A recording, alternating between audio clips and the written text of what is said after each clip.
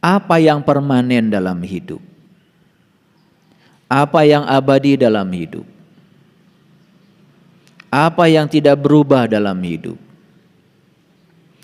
Mari kita sadari bahwa satu-satunya yang permanen dalam hidup, yang tidak pernah berubah dalam hidup adalah perubahan. Semua hal dalam hidup ini adalah berubah. Satu-satunya yang tidak berubah adalah perubahan. Itu yang abadi, itu yang permanen dalam hidup. Jadi kalau kita ini mencoba melawan perubahan, berarti kita sedang melawan sifat alam. Kalau kita coba-coba melawan perubahan, bersiap-siaplah untuk menderita karena kita sedang melawan hukum alam. Dan dapat dipastikan dan dibuktikan bahwa semua orang yang melakukan proses perlawanan pada setiap perubahan, bersiap-siaplah untuk kecewa dan sekaligus juga menderita.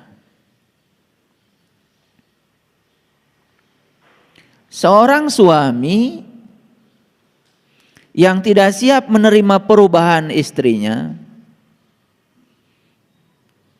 dulu umur 20 seperti itu, umur 25 seperti itu, umur 30 seperti itu, mungkin 30 sedang cantik-cantiknya, sedang seksi-seksinya, umur 40 jadi seperti ini, umur 50 berubah lagi, umur 60 berubah lagi. Bayangkan ya, seorang suami yang sudah menikah selama 30 tahun, 40 tahun, menginginkan istrinya tetap seperti waktu usia 20 tahun, pasti akan menderita. Pasti akan kecewa. Pasti tidak menerima.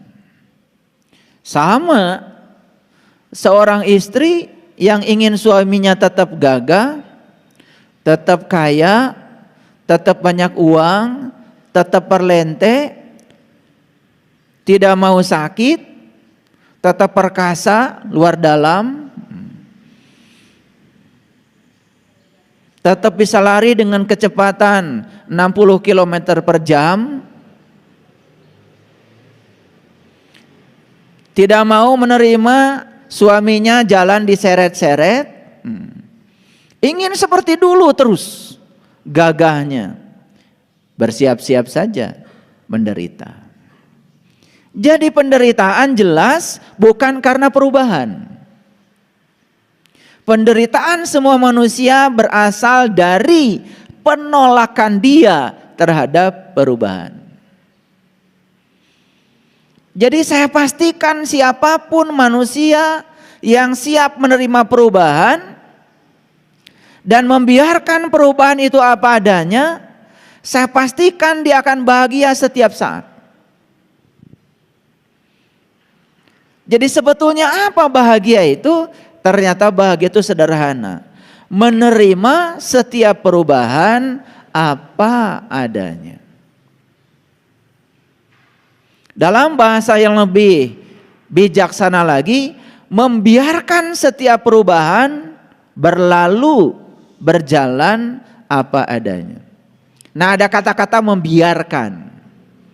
Nah, kata-kata membiarkan ini harus dipahami. Membiarkan ini sebetulnya menerima kehadiran ilahi. Membiarkan itu artinya adalah mengembalikan semuanya kepada kesadaran murni. Membiarkan itu artinya percaya bahwa di balik semua perubahan itu ada sang keberadaan yang berjalan. Ada sang kehadiran. Itu namanya membiarkan. Karena kalau saya tidak beri penjelasan tentang kata membiarkan, bisa jadi kita salah persepsi. Karena membiarkan artinya adalah cuek saja.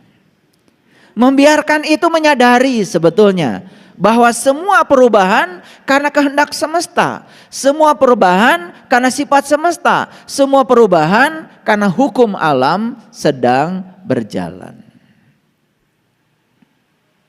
Siapapun yang ketika bercermin menghendaki dia tetap cantik seperti usia muda, tidak bisa menerima tubuhnya peot, tidak bisa menerima giginya ompong, saat bercermin pasti menderita. Lihat orang setelah bercermin. Sebelum bercermin dia biasa-biasa saja, rileks. Tapi setelah bercermin wajahnya menjadi kusut. Karena saat bercermin dia melihat kenyataan dia sehari ini dan kemudian dia menolak yang terjadi. Loh, kok pipi saya peot? Loh, kok mata saya burem? Loh, kok bibir saya sekarang gak simetri lagi? Saat kita melihat kenyataan kita dan kita menolak kenyataan yang terjadi karena kita tidak siap menerima perubahan yang terjadi pada diri kita, tidak siap bahwa diri kita dimakan usia, saat itu kita akan kehilangan kebahagiaan.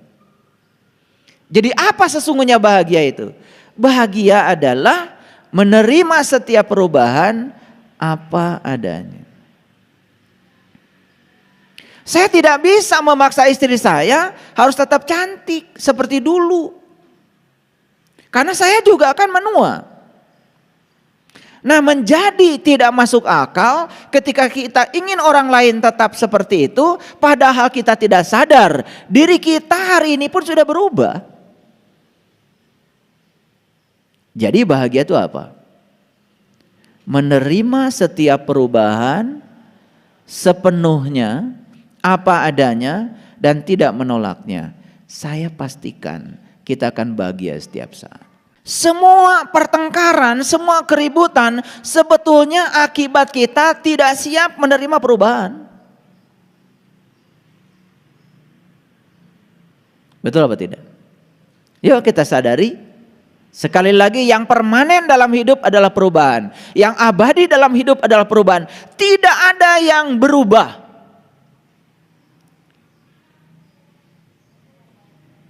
Dengan perubahan. Dan semua hal berubah kecuali satu. Perubahan. Apa yang tidak berubah di semesta ini? Semuanya berubah kecuali satu. Perubahan. Nah, perubahan itu ada dua.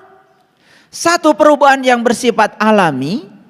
Yang kedua, perubahan yang bisa direkayasa oleh kita supaya perubahan itu terjadi. Nah, oleh karena itu hari ini saya akan berbicara hal yang sangat penting, dan hari ini saya akan berbicara topik khusus, yaitu hijrah. Baik, kita lihat dulu dari sisi bahasa.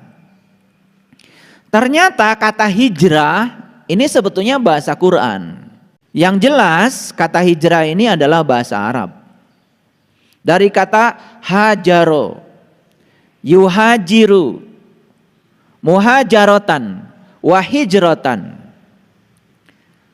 Di mana kata ini berasal dari akar kata hajaro. Yahjuru hajron, yang arti yang sebenarnya adalah satu, meninggalkan. Yang kedua, berpaling. Yang ketiga, memutus. Dan yang keempat, menahan.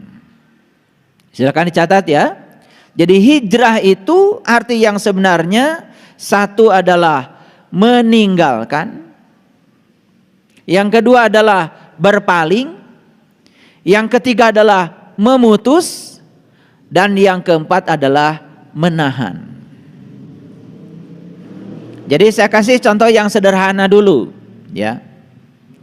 Meninggalkan kebiasaan lama yang tidak produktif, kemudian diganti dengan kebiasaan baru yang produktif, itu hijrah.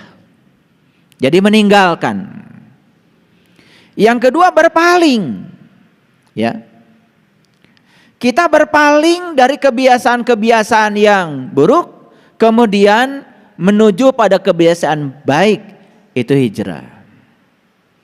Memutus juga hijrah. Menahan juga hijrah. Jadi ada 4 ya kata penting yang tersimpan dalam kata hijrah. Yang pertama meninggalkan, yang kedua berpaling, yang ketiga memutus, dan yang keempat adalah menahan. Jadi termasuk juga menahan diri dari segala ya keinginan-keinginan yang senantiasa mendorong kita untuk ya menjadikan diri ini semakin ego, itu juga termasuk pada konteks hijrah secara global. Nah sekarang mari kita masuk ya pada tataran sejarah sedikit. Hijrah yang kita kenal dulu itu kan sebetulnya adalah perpindahan tempat.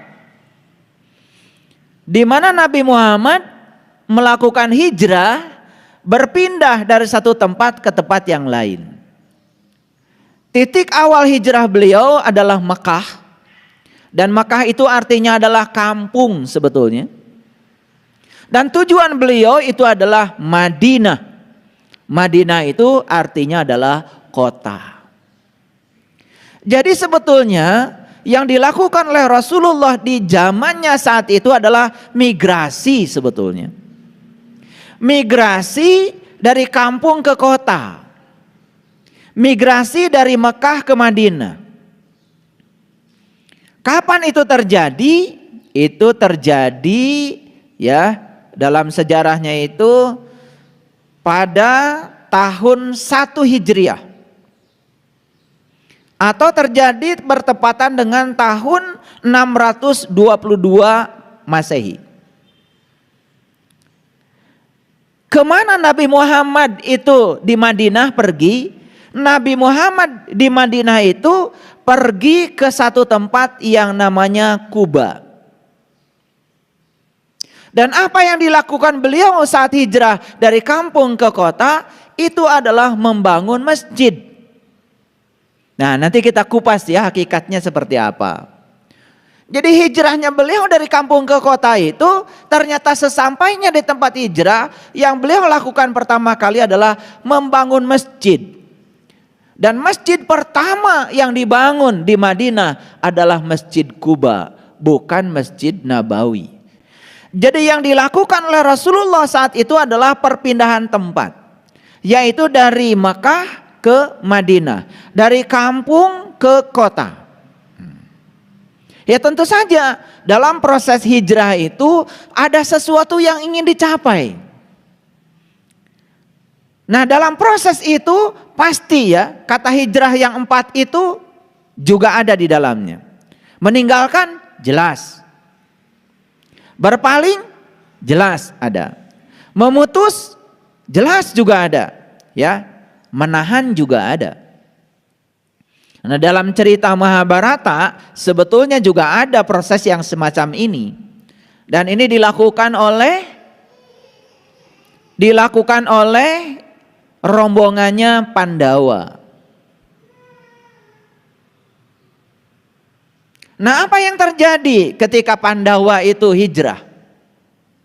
Perhatikan ya. Ini agak filosofis sedikit. Ketika Pandawa itu diusir oleh Kurawa, sebetulnya ada kebodohan, ada kecerobohan yang dilakukan oleh Kurawa. Apa kira-kira kecerobohannya? Kalau Pandawa tidak diusir oleh Kurawa, seluruh tahapan-tahapan perkembangan yang dicapai oleh Pandawa diketahui Kurawa.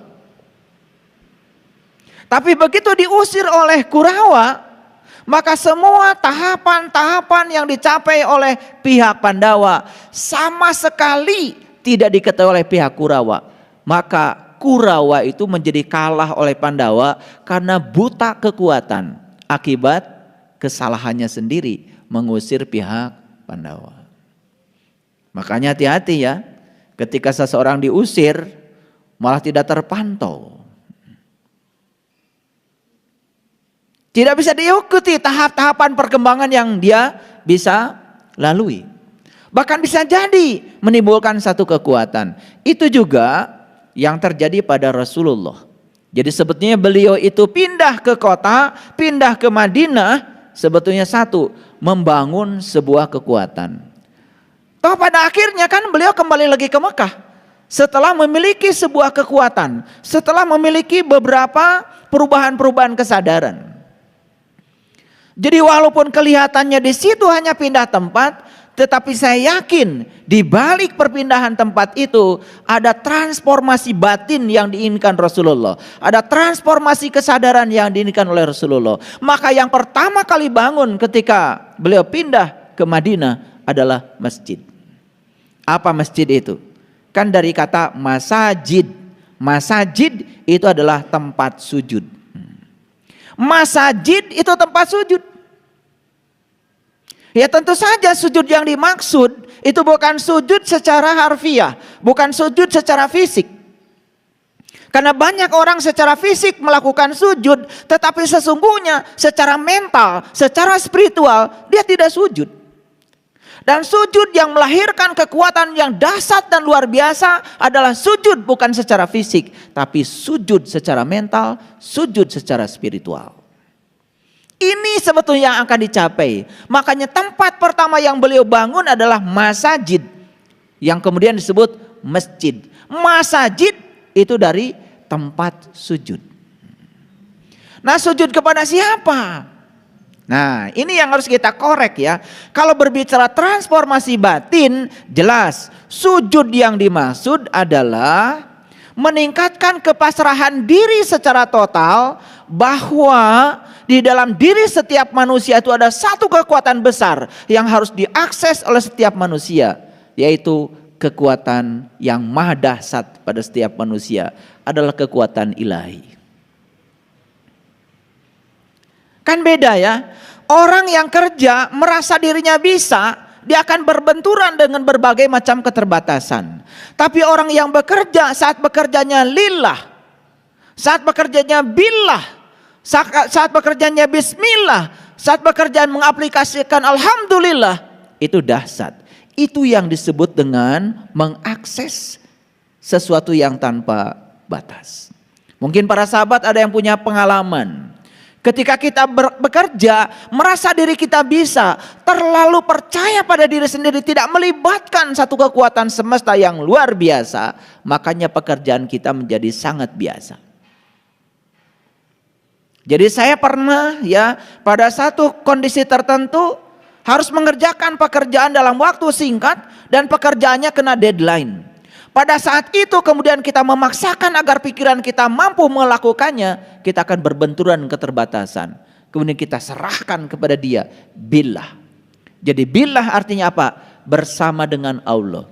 Jadi kekuatan yang sedang dibangun oleh Rasulullah adalah menegaskan lillah, menegaskan billah, menegaskan bismillah, dan menegaskan alhamdulillah. Dicuci bersih para sahabat di situ sehingga memiliki satu kekuatan yang dahsyat. Dan setelah itu kemudian kembali ke Mekah dengan kesadaran yang berbeda. Dan di situ terjadilah proses ya yang sangat luar biasa, di mana Mekah hanya dalam waktu singkat bisa ditundukkan oleh rombongan Rasulullah pasca hijrah. Paham sampai di sini ya? Oke, pahami ya pelan-pelan. Jadi hijrah itu dari kampung menuju kota. Nah, kita lihat dalam Quran, di mana kata kampung ada, di mana ada kota ada di Quran. Mari kita buka dulu Al-Quran ya. Saya izin dulu, saya masuk dulu pada Al-Quran. Kita akan masuk dulu melihat kata kampung di Quran. Di mana kata kampung di Quran?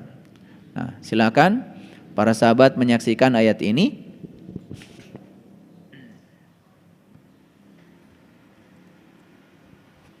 Ya, semoga bisa kelihatan dari belakang ya. Yuk kita lihat ayat ini ya. Dan sesungguhnya kalau kami perintahkan kepada mereka. Nah, kami di sini adalah Allah. Siapa mereka?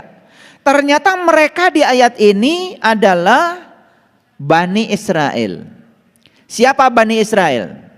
Bani itu adalah kaum, kelompok. Isra itu hanya berjalan, El itu Tuhan. Jadi Bani Israel adalah siapa saja orang yang mau berjalan menuju Tuhan, itulah Bani Israel. Apa pesan Allah kepada Bani Israel? Ini pesannya. Bunuhlah dirimu dan keluarlah kamu dari kampungmu. Ini perintah sangat luar biasa. Perintah simbolik yang sangat luar biasa. Jadi Bani Israel ini disuruh untuk bunuh diri. Agar dia bisa keluar dari kampung. Kampung identik dengan kegelapan. Kampung identik dengan keterbelakangan. Kampung identik dengan kebodohan. Kampung identik dengan jahiliyah, kira-kira begitu. Ya, itu adalah simbolik dari kampung. Dan ternyata untuk meninggalkan kampung kita harus bunuh diri. Nah, dalam ayat ini bunuh diri ini ternyata bagus. Karena diperkuat oleh pernyataan berikutnya. Saya bacakan ya. Niscaya mereka tidak akan melakukannya kecuali sebagian kecil dari mereka. Dan yang berhasil bunuh diri hanya sebagian kecil saja. Ayo kita perhatikan. Diri itu yang mana? Nah, kalau berbicara tentang diri yaitu nafs. Nah, diri itu adalah nafs. Dalam bahasa lain, diri itu sering juga disebut dengan ego. Jadi perintah bunuh diri sebetulnya adalah bunuh ego. Apa ego itu? Ego itu adalah pikiran palsu kita. Ego itu adalah diri palsu kita. Diri yang dikendalikan oleh pikiran yang tidak tercahayakan oleh nur ilahi. Itu yang disebut dengan diri palsu. Jadi sebetulnya perintah bunuh diri di sini adalah perintah untuk membunuh diri palsu kita. Karena ego cuma dua. Sering saya ulang-ulang. Yang pertama makanan ego adalah rakus, tamak, serakah terhadap apa yang kita ingin. Dan yang kedua makanan ego adalah benci terhadap apapun yang tidak kita ingin. Jadi kalau kita selalu rakus kepada yang kita ingin dan benci kepada yang tidak kita ingin, kita tidak bisa menerima yang kita ingin dengan yang tidak kita ingin dengan cara yang sama. Sebetulnya kita sedang membangun ego. Itu sebetulnya yang harus dibunuh. Dan yang bisa membunuh ini, kata Quran, hanya sebagian kecil dari mereka. Mari kita lihat ayat selanjutnya. Dan sesungguhnya kalau mereka melaksanakan pelajaran yang diberikan kepada mereka, pelajaran tentang apa? Pelajaran tentang bunuh diri. Jadi Quran ini sangat luar biasa sebetulnya, mengajarkan kepada kita bagaimana untuk bisa membunuh diri, membunuh ego. Karena ini adalah titik awal hijrah. Maka kata Quran, apa katanya? Tentulah hal demikian itu lebih baik bagi mereka dan menguatkan mereka. Jadi ternyata bunuh diri ini dua hasilnya. Satu, satu lebih baik bagi mereka dan yang kedua menguatkan. Nah, makanya hijrah ini sebetulnya membangun kekuatan. Karena apa? Tidak mungkin kita bisa menyelesaikan masalah di kesadaran saat kita menciptakan masalah. Jadi hijrahnya Rasulullah dari Mekah ke Madinah, dari kampung ke kota, sebetulnya inti sarinya adalah meningkatkan kesadaran untuk menyelesaikan masalah di kesadaran yang berbeda. Jadi para sahabat, bagaimana kita bisa menyelesaikan masalah kalau kesadaran kita tidak di-upgrade? Bagaimana kita bisa menyelesaikan masalah kalau kita tidak hijrah? Makanya hijrah yang saya maksud di sini, titik beratnya adalah transformasi batin. Karena dalam kekinian, hijrah berpindah tempat sudah tidak penting lagi. Hijrah yang dibutuhkan sekarang oleh kita adalah transformasi batin. Baik, sampai di sini bisa dimengerti? Oke.